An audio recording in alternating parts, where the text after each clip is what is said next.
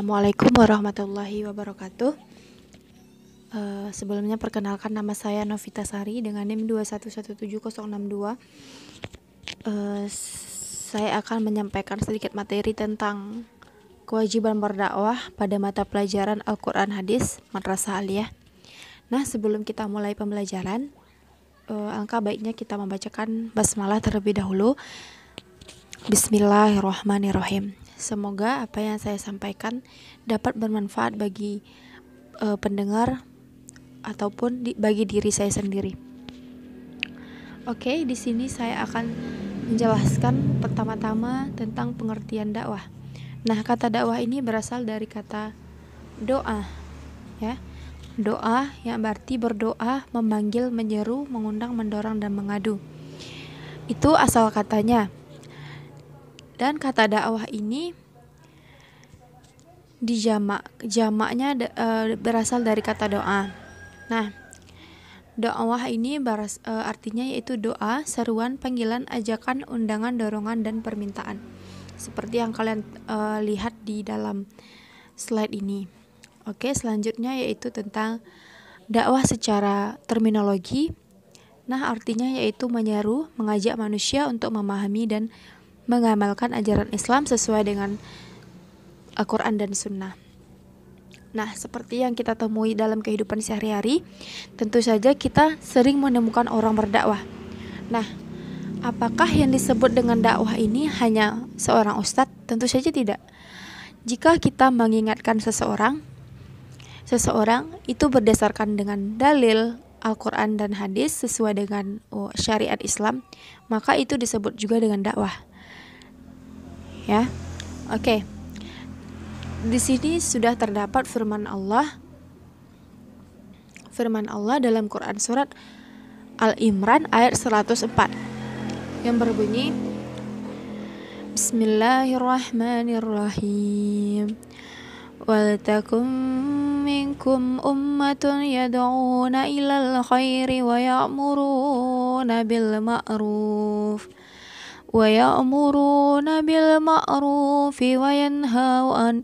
وينهون عن المنكر وأولئك هم المفلحون. Yang artinya, dan hendaklah di antara kamu segolongan umat yang menyuruh kepada kebajikan, menyuruh kepada yang ma'ruf, dan mencegah dari yang mungkar. Mereka lah orang-orang yang beruntung. Oke. Sekarang saya akan sedikit bertanya kepada penonton atau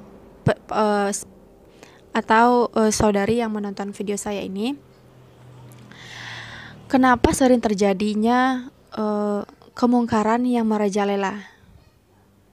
Ya, kenapa masih sering terjadinya kemungkaran di muka bumi ini merajalela, terutama di Indonesia yang kita tahu bahwasanya di Indonesia ini mayoritas Islam. Oke. Di sini jawabannya bukan karena orang yang mungkar itu sudah banyak, kemungkaran itu banyak, bukan. Akan tetapi karena orang-orang baik yang sudah mengetahui hukum-hukum Islam, tetapi mereka memilih diam. Mereka memilih diam dan tidak mau mencegah kemungkaran itu tersebut. Oke. Dari yang saya jelaskan tadi, jelas bahwasanya dakwah ini penting bagi kehidupan kita, terutama dalam penegakan Islam. Dan yang kedua, yaitu terdapat dalilnya dalam Al-Quran surat An-Nahl ayat 125 yang berbunyi, Ud'a ila sabili rabbika, yang artinya serulah manusia ke jalan Tuhanmu. Nah, dalam ayat ini sudah jelas bahwasanya menyeru kepada yang kebaikan atau sesama muslim itu merupakan perintah dari Allah untuk hambanya. Oke, kemudian masuklah kita kepada hukum berdakwah, yaitu fardu ain dan fardu kifayah. Fardu ain ini sendiri bahwasanya hukum yang diberatkan kepada dirinya sendiri. Dan kemudian fardu kifayah ini hukumnya itu fardu kifayah, artinya apabila Contohnya dalam kehidupan bermasyarakat terjadinya kemungkaran. Terjadi kemungkaran dan di sana terdapat orang-orang yang tahu akan itu kemungkaran, dan tidak diingatkan bahwasanya itu mungkar, maka orang tersebut akan berdosa. Nah, yang kedua yaitu perkara-perkara dakwah yang mampu dilakukan oleh setiap individu umat, maka dakwah menjadi kewajiban individual. Sementara dalam berbagai permasalahan dakwah yang lebih rumit dan kompleks membutuhkan kerja kolektif dan sinergis antar individu dan jamaah umat, atau juga membutuhkan media dan sarana yang lebih berat, maka dalam konteks ini dakwah bersifat kifayah. Oke. Dakwah ini dapat dilakukan zaman sekarang ini dapat dilakukan dakwah secara mudah melalui media sosial contohnya, bukan hanya secara langsung, tetapi sekarang dakwah ini dilakukan bisa dilakukan secara online seperti di YouTube, di Instagram, di Facebook dan lain-lain sebagainya. Maka kita sebagai umat Muslim yang memiliki pendirian yang teguh dalam dalam agama Islam ini, maka kita harus berusaha menegakkan ajaran Islam dan peraturan Islam agar berkembang dengan baik di masyarakat itu sendiri. Oke. Di sini selanjutnya yaitu objek dakwah atau disebut dengan sasaran dakwah itu sendiri. Sasaran dakwah itu sendiri adalah seluruh manusia, akan tetapi secara khusus sebagai berikut, antara lain yaitu usianya itu terdiri dari anak-anak, remaja dan orang tua. Kemudian aspek kelamin yaitu laki-laki dan perempuan, kemudian agama Islam, kafir dan atau non muslim, dan kemudian aspek sosiologisnya yaitu berdasarkan masyarakat, pedesaan, kota kecil dan kota besar, serta masyarakat marginal dan kota besar. Kemudian kelembagaan seperti kepemerintahan yaitu legislatif, eksekutif dan yudikatif. Dan di sini sudah dijelaskan atau sudah dipampangkan dengan jelas tentang objek dakwah. Kalian bisa baca sendiri sampai ke bawah, sampai itu komunitas masyarakat seniman, baik dari seni musik, seni lukis, seni tari dan lain-lain sebagainya. Berarti dapat disimpulkan bahwasanya dakwah ini tidak hanya kepada orang dewasa saja, tidak hanya kepada anak-anak saja, akan tetapi mencakup semuanya, baik itu dari kalangan orang kaya, orang miskin, kemudian seluruh agama. Oke. Selanjutnya yaitu tentang metode dakwah. Metode dakwah ini disebut juga dengan cara kita berdakwah di lingkungan atau di kehidupan kita. Nah, di sini sudah ada Quran surat An-Nahl ayat 125 tadi. Saya bacakan kembali.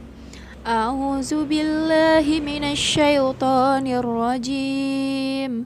Bismillahirrahmanirrahim. Ud'u ila sabili rabbika bil hikmati wal mau'izatil hasanah. Wajadilhum billati hiya ahsan. Inna rabbaka huwa a'lamu biman dhalla an sabilihi wa huwal a'lamu bil muhtadin. Artinya, serulah manusia kepada jalan Tuhanmu dengan hikmah dan pelajaran yang baik. Bantahlah mereka dengan cara yang baik. Sesungguhnya Tuhanmu dialah yang lebih mengetahui siapa yang tersesat di jalannya, dan dialah yang lebih mengetahui orang-orang yang mendapat petunjuk. Nah, di sini bahwasanya metode dakwah ini terbagi ke dalam beberapa bagian. Yang pertama yaitu dengan hikmah. Dengan hikmah ini contohnya seperti didasari dengan pengetahuan atau pemahaman dalam menyampaikan sebuah pemikiran yang tentang berkaitan dengan dakwah ini.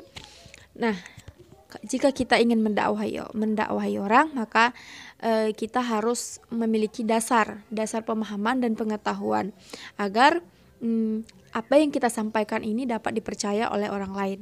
Yang kedua yaitu dengan bil mau'idah hasanah. Bil mau'idah hasanah ini yaitu dengan memberikan nasihat yang baik kepada orang yang kita sampaikan tadi. Kita memberikan dengan perkataan yang baik, dengan lemah lembut, sehingga dakwah yang kita sampaikan ini atau perkataan yang kita sampaikan ini dapat diterima dengan baik dan ikhlas oleh orang yang menerimanya.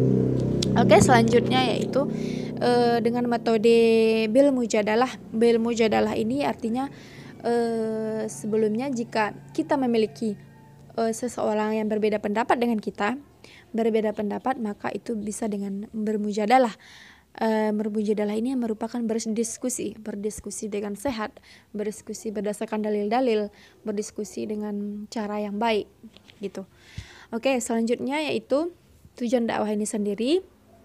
Tujuan dakwah ini agar manusia memahami ajaran Islam dan melaksanakan perintah Allah sebagaimana yang diperintahkan dan menjauhi larangan Allah sebagaimana yang dilarang Allah. Nah, tujuan umum dari dakwah ini yang pertama agar orang kafir sadar bahwasanya agama yang sebaik-baik yang diterima oleh Allah hanyalah agama Islam.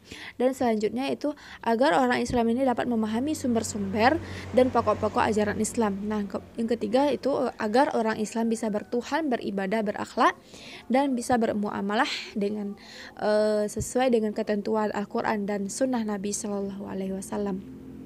Oke, sampai di sini semoga apa yang saya sampaikan dapat diterima dengan baik dan dimengerti. Oke, selanjutnya yaitu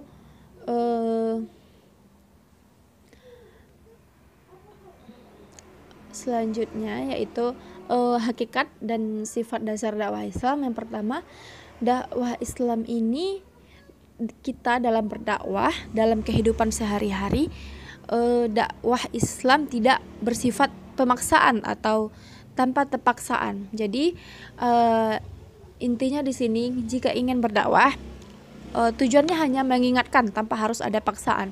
Nah, itu memang kewajiban kita sebagai umat muslim untuk saling mengingatkan dalam kebaikan dan melarang dalam keburukan. Oke. Dakwah Islam ini adalah seruan untuk berpikir, berdebat dan berargumen dengan kebenaran. Dan kemudian dakwah Islam ini bersifat universal, disuruhkan kepada umat manusia. Jadi dakwah Islam ini tidak hanya ditujukan pada satu objek saja seperti orang kaya saja atau orang yang berpengetahuan tinggi saja, tidak. Oke, selanjutnya yaitu dakwah merupakan tugas mulia yang mesti dilaksanakan dengan sungguh-sungguh. Ya, kemudian dakwah kepada al-haq akan selalu berhadapan dengan dakwah kepada al-batil. Oke, selanjutnya yaitu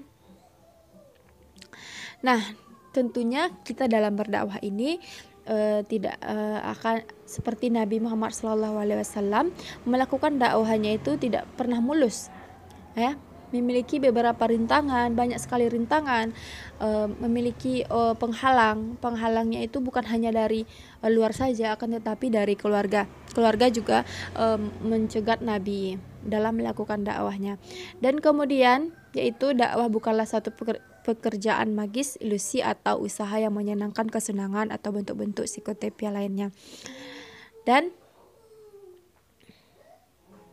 fungsi dakwah itu sendiri yang pertama yaitu menyebarkan Islam dan ajaran tauhid kepada semua manusia sebagai individu ataupun masyarakat sehingga merasakan Islam rahmatan lil alamin. Nah, sebagaimana kita ketahui bahwasanya agama Islam ini adalah agama yang membuat manusia itu selamat dari api neraka, selamat dari segala hal-hal yang merugikannya nanti di akhirat. Oke, selanjutnya itu menumbuhkan kesadaran tentang kewajiban eksistensial manusia di dunia, menunaikan amanah kekhalifahan di bumi. Nah, seperti yang sudah saya jelaskan tadi bahwasanya tugas manusia terutama umat Islam itu adalah saling mengingatkan, ya, saling mengingatkan ke jalan yang benar dan tidak saling menjerumuskan. Kemudian menunaikan kewajiban mengamalkan perintah-perintah Allah dan mengikuti sunnah Rasulnya. Nah, sedikit saya tanyakan kepada semuanya bahwasanya apakah kita dalam kehidupan sehari-hari kita sudah mengamalkan perintah-perintah Allah dan mengikuti perintah Rasulnya? Ya, itu silahkan saudari semuanya tanyakan kepada dirinya, termasuk saya sendiri, apakah saya sudah melakukan perintah-perintah Allah, sudah menjalankan segala perintah-perintah Rasul, dan menjauhi segala larangan yang telah Allah berikan. Nah, itu muhasabah bagi diri kita sendiri ya. Baik, selanjutnya yaitu melestarikan nilai-nilai Islam dari generasi ke generasi kalangan Islam. Nah, jadi jangan sampai kita biarkan umat Islam ini punah, atau maksudnya itu umat Islam ini syariatnya ini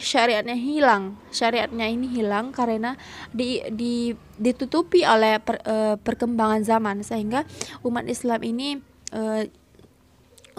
ini tidak lagi dinomorsatukan agama kita sebagai Islam, maka kita harus bisa menjaga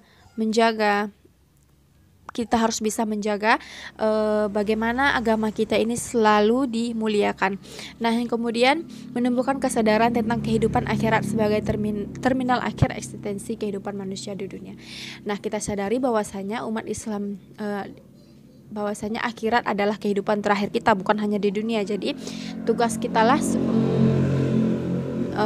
sudah menjadi tugas kita, bahwasanya akhirat itu menjadi tujuan kita. Maka untuk itu kita harus berlomba-lomba dalam menjalankan perintah Allah Subhanahu wa taala. Oke, sampai di sini dulu slide kita. Penjelasan dari saya. Jika ada yang perlu ditanyakan atau dikritik, boleh